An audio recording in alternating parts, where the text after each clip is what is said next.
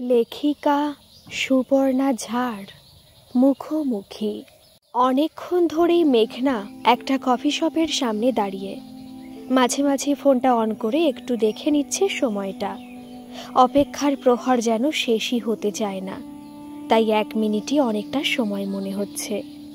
আবার মাঝে মাঝে মেঘনার মনে হচ্ছে সবাই বুঝি তার দিকেই তাকাচ্ছে। ভীষণ অস্বস্তি হচ্ছে। এত তাড়াতাড়ি আসাই উচিত হয়নি মেঘনার। এই তো সবে 11:30 বাজলো, সবে শপটি খুলছে। আসলে মেঘনাকে ওর বর অফিস যাওয়ার আগে নামিয়ে দিয়ে গেল। বরের বাইকেই মেঘনা যাতায়াত করতে পছন্দ করে। ইদানিং পাবলিক ট্রাভেলসগুলোতে ট্রাভেল করতে আর ভালো লাগে না মেঘনার। আর একবার মুখের ওড়নাটা ঠিক করে নিয়ে ঘড়ি দেখল মেঘনা, 11:15 বাজে। হালকা শীত, কিন্তু রোদটা যেন বেশ কড়া। ধ্রুববাবুকে 11:30 থেকে 12টার মধ্যে টাইম দেওয়া হয়েছিল। এতক্ষণে তো এসে যাবার কথা ছিল। আর একবার চারপাশটাতে চোখ বুলিয়ে নেয় মেঘনা। নিজেরই হাসি পাচ্ছে। এভাবে কোনো পুরুষ বন্ধুর জন্য অপেক্ষা করতে হবে বিয়ের এতগুলি বছর পর, তাও আবার বরের সাথেই এসে। অবশ্য মেঘনা খুব উদার মনের মেয়ে, অথবা মহিলাও বলা যায়, কারণ তার বয়স 40-এর ঘরে। কিন্তু মেঘনার মনে হয় তার বর তার চেয়েও উদার। সব জেনেও একজন অচেনা অদেখা ভদ্রলোকের সঙ্গে দেখা করার জন্য বউকে নিশ্চিন্তে রেখে দিয়ে চলে গেল। আসলে ভালো মনের মানুষগুলোর মনে সবসময় ভালো চিন্তাই থাকে, খারাপ কিছুর জন্য কোনো স্থান থাকে না। তাছাড়া ভালোবাসার অপর নাম হলো বিশ্বাস। মেঘনার বর তাকে অগাধ বিশ্বাস করে, তাই হয়তো একবার প্রশ্ন করারও প্রয়োজন বোধ করেনি। তবু মেঘনা নিজে থেকেই বরকে সব বলেছে। ফেসবুকের কোনো একটা গ্রুপ থেকে ধ্রুববাবুর সঙ্গে মেঘনার আলাপ হয়। তারপর ধীরে ধীরে তা বন্ধুত্বের রূপ নেয়। আজ বছর 2 ধরে বন্ধুত্বের সম্পর্ক বেশ গভীর আকার ধারণ করেছে। দুজনেরই সাজানো গোছানো সংসার আছে, তাই সংসারের গল্পই বেশি হয়। ছেলেমেয়ের গল্পও হয়। ধ্রুববাবুর বউকেও খুব মিষ্টি দেখতে। ওনাদেরও একটি ছেলে আছে, মেঘনার 12 বছরের মেয়ের থেকে একটু ছোট। মেঘনার বরের চাকরির সুবাদে মেঘনারা এখন দিল্লিতে শিফট হয়ে গেছে। মেঘনারা বলতে বর আর মেয়ে। ওর শ্বশুর বাড়ি বাপের বাড়ি সবই কলকাতার আশেপাশেই। ধ্রুববাবুও সপরিবারে কলকাতায় বাস করেন। ব্যবসার কাজে দিল্লিতে এসেছেন। এখানে ওনার দিদিরও বাড়ি, তাই সঙ্গে তার বউ বাচ্চাও এসেছে। অল্প অল্প এই শীতের আমেজে ওরাও একটু বেড়াতে চাইছিল, তাই ওদেরকেও নিয়ে এসেছেন। তারপর এখানে এসে মেঘনার সঙ্গে একবার দেখা করতে চেয়েছিলেন ধ্রুববাবু, যদিও মেঘনা সপরিবারে ওনাদেরকে নিজের বাড়িতে নেমন্তন্ন করতে চেয়েছিল। কিন্তু ধ্রুববাবুর ইচ্ছে প্রথমবার মেঘনার সঙ্গে একা দেখা করার। এর পরের বার এলে না হয় সপরিবারে আসবেন ওদের বাড়ি। মেঘনা তার স্বামী ধ্রুবকে, এখানে একটি কথা বলে রাখি, মেঘনার স্বামীর নামও ধ্রুব, এ কথা জানালে উনিও বললেন, ঠিকই তো, এখনো তো তোমাদের বন্ধুত্ব অতটাও পাকা হয়নি। দুজন দুজনকে চিনতে পারবে কিনা দেখো। ফেসবুকের ডিপি দেখে কি কাউকে চেনা যায়? তাছাড়া বাড়িতে এতগুলো লোক এলে তোমারও তো পরিশ্রম হবে। আমারও এখন ছুটি নেই, রবিবার অবধি ওনারা নিশ্চয়ই থাকবেন না, তাই বাধ্য হই আজ সে এভাবে দেখা করতে এসেছে। মেঘনা মনে মনে ভাবে, সত্যি তাই, ফেসবুকে ডিপি দেখে কি কাউকে চেনা যায়? মেঘনা নিজেও তার ডিপিতে একটা নীল চুড়িদার পরা সাইড ফেসের ছবি দিয়ে রেখেছে। আবার ধ্রুববাবুর কথা মতো আজকেও সে নীল চুড়িদারটাই পরে এসেছে। ধ্রুববাবু বলেছেন উনি লাল গেঞ্জি পরে আসবেন। মেঘনা আর একবার চারপাশে দেখল কেউ লাল গেঞ্জি পরে আশেপাশে আছে কিনা। 5 ফিট 5 ইঞ্চি লম্বা, স্লিম, ফর্সা একজন মহিলা দাঁড়িয়ে আছেন। নীল রঙের চুড়িদারের নীল ওড়নাটা মাথায় ঘোমটার মতো করে দেওয়া। ওটাই কি মেঘনা? কি সুন্দর লাগছে! ওটাই যেন আমার বন্ধু মেঘনা হয়, মনে মনে ধ্রুব বলতে থাকে। কিন্তু মেঘনা তো খুব স্মার্ট, কিন্তু ও কি ঘোমটা দেয়? একটু সন্দেহ নিয়ে পায়ে পায়ে এগিয়ে এলো ধ্রুবরায়। একেবারেই সামনে না গিয়ে পেছন থেকে একটু হালকাভাবে ডেকে বলল, মিসেস মেঘনা সেন। চকিতেই মেঘনা পিছু ফিরে তাকালো। আর সেই সঙ্গে মাথার ওড়নাটা মাথা থেকে খসে পড়ল। ধ্রুব অবাক চোখে দেখল মেঘনার বাদিকের কানের নিচ থেকে চিবুক পর্যন্ত বিচ্ছিরিভাবে পোড়া, যা এতক্ষণ এত দিন ধরে দেখা সব রূপকে মুহূর্তে ম্লান করে দিল। একটু আগেও মনে মনে প্রার্থনা করছিল ওটাই যেন মেঘনা হয়, কিন্তু এখন আবার প্রার্থনা করছে, ইস, এই মহিলাটি যদি মেঘনা না হতো তাহলেই ভালো হতো। কিন্তু এখন কি করবে ধ্রুব রায়? এখান থেকে কিছু একটা বলে বেরিয়ে যাবে, নাকি ভদ্রতার খাতিরে কিছুক্ষণ কাটিয়ে যাবে? ফেসবুকের বন্ধু তো, তার কাছে নিশ্চয়ই কোনো দায়বদ্ধতা নেই। ধ্রুববাবুকে চুপ থাকতে দেখে মেঘনাই কথা বলল, কি করবেন বন্ধু, চলে যাবেন নাকি কফি শপে একটু বসবেন? অনিচ্ছা সত্ত্বেও ধ্রুব রায় কাষ্ঠ হাসি হেসে বললেন, চলুন ভেতরে গিয়ে বসি। কিছুই ভালো লাগছে না তার। ইস, কত বড় একটা মিটিং বাদ দিয়ে এখানে আসা, আর এসে এই অস্বস্তিকর অবস্থায় পড়া। সামনে বসা মেঘনাকে সে কোনোভাবেই চেনে না। তার মনের ঘরে একটি সুন্দরী, বুদ্ধিমতী, সুন্দর গান জানা মেঘনার বাস। এর সামনে বসে থাকা মহিলাটি কে, যার মুখের অর্ধেক অংশই পোড়া? ছি, সাধে কি আর ফেসবুককে ফেকবুক বলে? নিজের মনের সঙ্গে যুদ্ধ করে চলেছে ধ্রুব রায়। এর মাঝে ওয়েটার এসে অর্ডার নিয়ে গেছে। মেঘনাই অবশ্য কি যেন অর্ডার করলো। ধ্রুবর কিছুই ভালো লাগছে না। হঠাৎ মেঘনার ফোনটা বেজে উঠল, ওর বরের ফোন। ধ্রুববাবু এসেছেন কিনা সেটা বেশ জোরেই জিজ্ঞাসা করলো। মেঘনা বলল, হ্যাঁ, ওনার সঙ্গে দেখা হয়েছে, আমরা কফি শপে বসে আছি। যদিও এসব কথা শুনে ধ্রুববাবুর মনে হচ্ছে আসছি বলে উঠে চলে যায়, তবু কেন যে তিনি কিছুই না করে বসেই রইলেন। তারপর সৌজনের খাতিরে জিজ্ঞাসা করলেন, তোমার মেয়ে কোথায়? মেঘনা বলল, স্কুলে গেছে, 4টে ছুটি, একেবারে ওকে নিয়েই বাড়ি ফিরব। ধ্রুব মনে মনে ভাবে, এখনই তো আমি উঠে যাব, তারপর এতক্ষণ কোথায় থাকবে? মুখে কিছু না বলে শুধু হালকা একটা হাসি হাসল সে। কিছুক্ষণ চুপ দুজনেই। তারপর মেঘনাই মুখ খুলল, আপনিও শকড ধ্রুববাবু? ধ্রুব ইতস্তত করে বলল, কিসের কথা বলছেন বলুন তো? আমার এই মুখের কথা বলছি ধ্রুববাবু। আসলে সবাই আমাকে প্রথমবার দেখে এখন শকড হয়ে যায়। ওই যে দেখলেন না, ওয়েটাররাও কিভাবে আমার মুখের দিকে তাকিয়েছিল।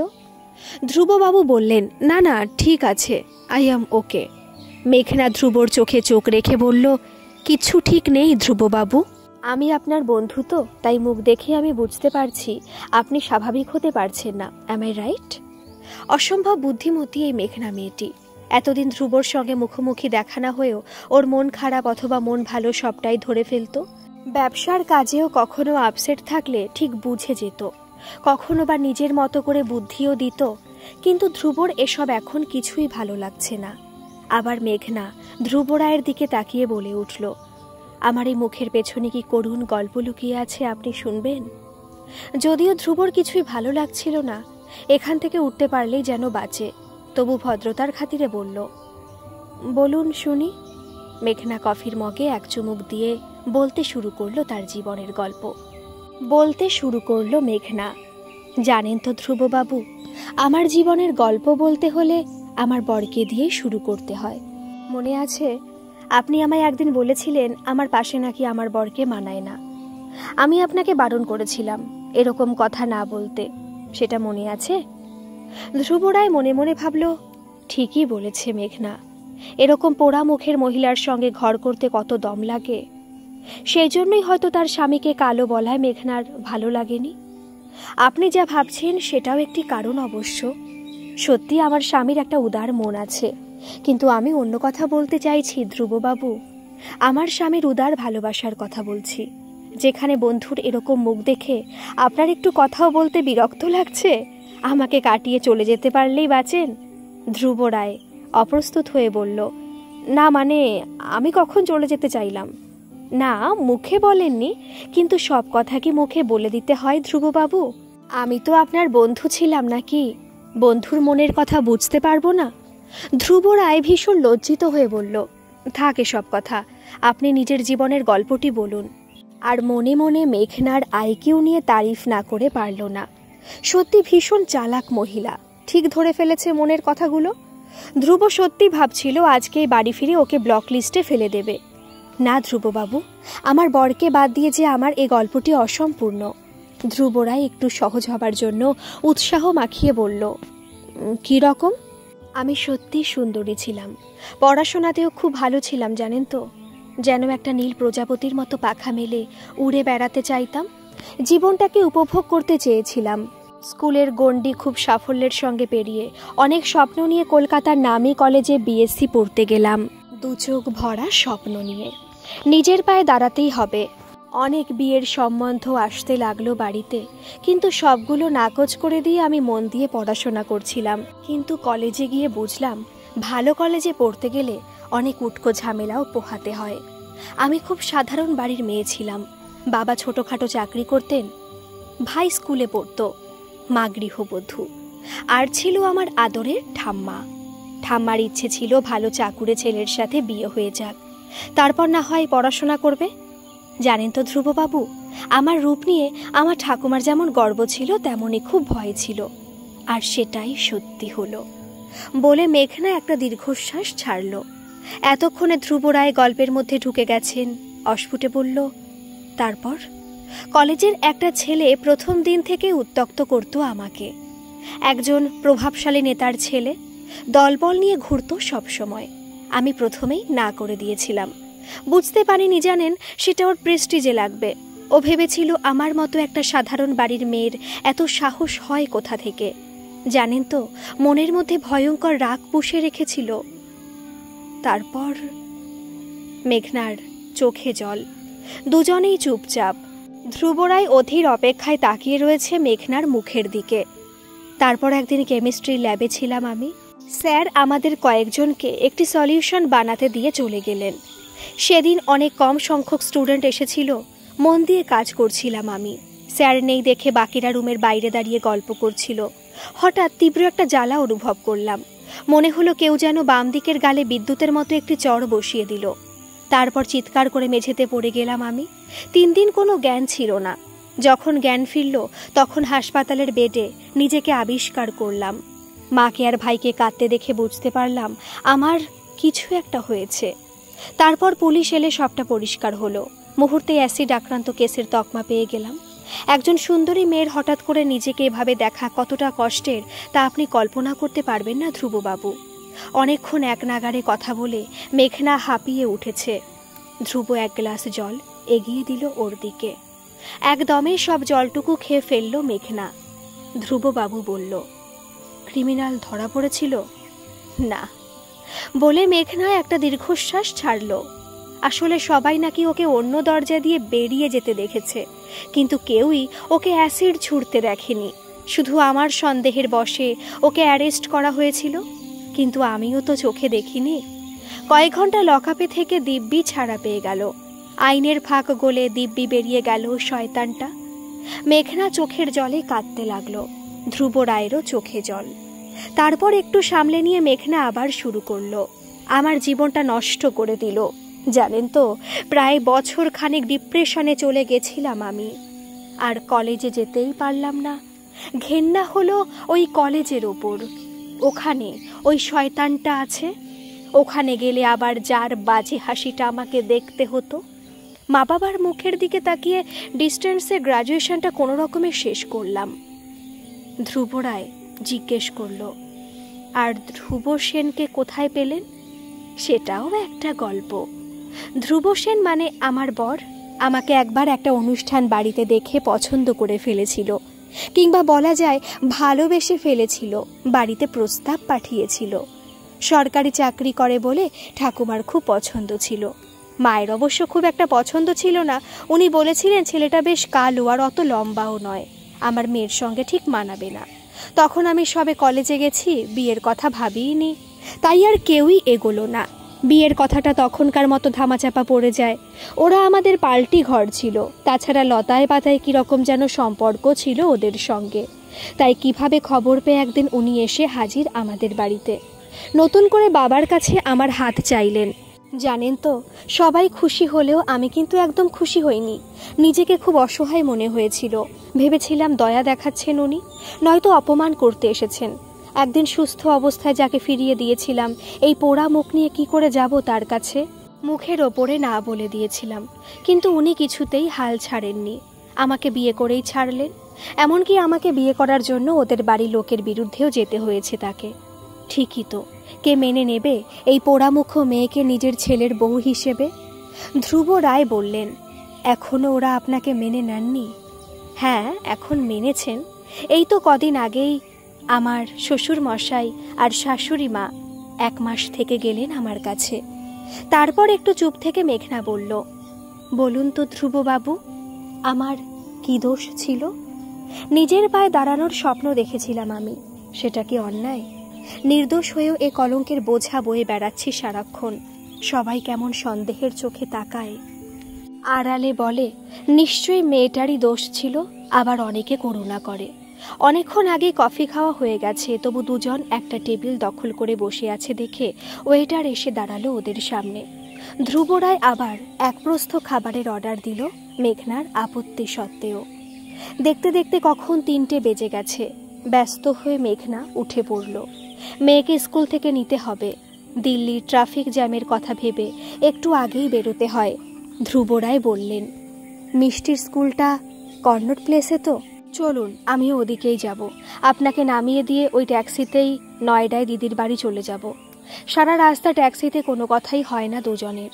মেয়ে মিষ্টির স্কুলের সামনে নেমে মেঘনা দেখল ধ্রুববাবু ট্যাক্সিটা ভিড়ের মধ্যে হারিয়ে গেল।